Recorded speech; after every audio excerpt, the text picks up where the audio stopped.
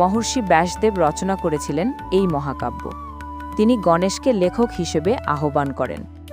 শর্ত ছিল, ব্যাসদেব যতক্ষণ শ্লোক বলবেন গণেশ বিরামহীনভাবে লিখবেন। আর ব্যাসের শর্ত ছিল, গণেশ অর্থ না বুঝে লিখবেন না।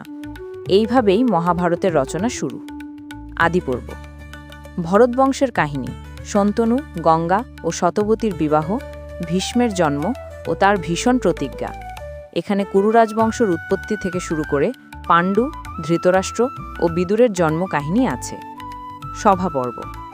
ইন্দ্রপ্রস্থে যুধিষ্ঠিরের রাজসীয় যজ্ঞ, দ্রৌপদীর স্বয়ম্বর, কর্ণের অপমান এবং পাশা খেলায় পাণ্ডবদের হেরে বনবাসে যাওয়া, দ্রৌপদীর চরম অপমান ও ভগবান কৃষ্ণের হস্তক্ষেপও এইখানেই। বনপর্ব। 12 বছরের বনবাস। পাণ্ডবরা নানা তীর্থযাত্রা করেন। দ্রৌপদী, ভীম ও অর্জুনের নানা অভিযান ঘটে। অর্জুন স্বর্গে গিয়ে অস্ত্র লাভ করেন। বিরাট পর্ব। 13তম বছর অজ্ঞাতবাসে। পাণ্ডবরা বিরাট নগরে ছদ্মবেশে থাকেন।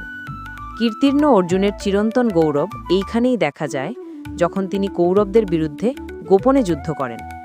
উদ্যোগ পর্ব। যুদ্ধ এড়াতে কৃষ্ণ কৌরব সভায় শান্তির প্রস্তাব নিয়ে যান।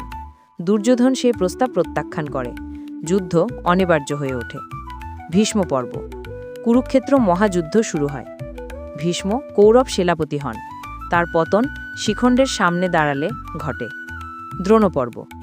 দ্রোণাচার্য সেনাপতি হন। অভিমন্যুর বীর গতি এই পর্বের মূল ঘটনা। কর্ণ পর্ব। কর্ণ সেনাপতি হন।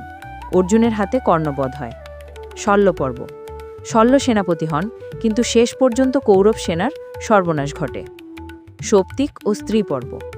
অশ্বত্থামা, কৃতবর্মা ও কৃষ্ণদ্বৈপায়ন রাতে পাণ্ডব সেনাদের হত্যা করে। দ্রৌপদী শোকাহত হন। শান্তি ও অনুশাসন পর্ব। যুদ্ধ শেষে যুধিষ্ঠিরকে সান্ত্বনা দেন ভীষ্ম, যিনি সরসজ্জায় শুয়ে ধর্মনীতি, রাজনীতি ও জীবনের উপদেশ দেন। আশ্রম, মৌসলা ও মহাপ্রস্থানিক পর্ব। কৃষ্ণ দ্বারকায় মহাপ্রয়াণ করেন। যাদব বংশের সর্বনাশ ঘটে। পাণ্ডবরা হস্তিনাপুর ত্যাগ করে হিমালয় যাত্রা করেন। স্বর্গারোহণ পর্ব।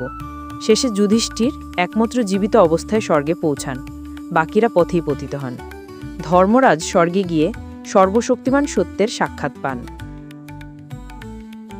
মহাভারতের মূল শিক্ষা: ধর্ম সর্বোচ্চ, অহংকার সর্বনাশ ডেকে আনে, ভক্তি ও ভ্রাতৃত্ব মানুষকে অমর করে, ন্যায় অন্যায়ের দ্বন্দ্বেই জীবনের আসল সত্য প্রকাশিত হয়।